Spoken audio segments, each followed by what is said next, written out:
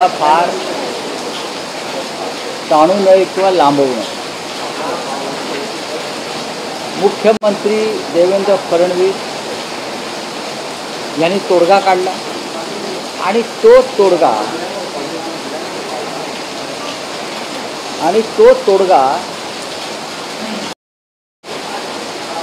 मराठा समाजाचे नेते मनोज जरांगे पाटील यांनी स्वीकारला आणि ते समाधान।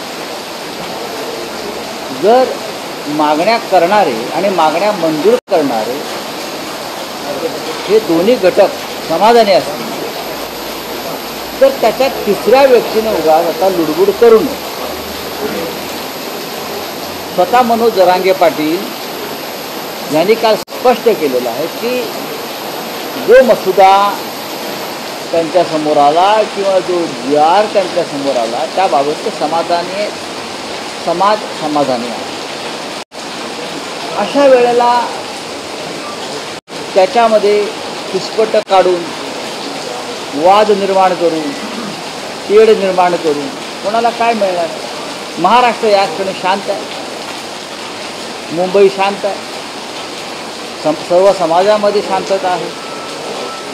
लोक पेढे अजूनही खात आहेत, खाऊ द्या।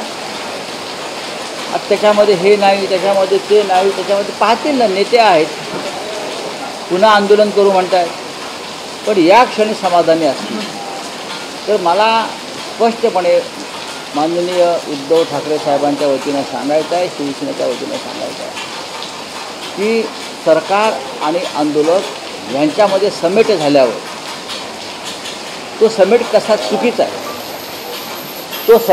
चुकीचा आहे, याविषयी वारंवार काड्या करणं हे महाराष्ट्राच्या हिताचं नाही। स्वतः जरांगे पाटील त्यांच्या गावाला पोचलेले आहेत। मी काल त्यांचं वक्तव्यसुद्धा ऐकलं।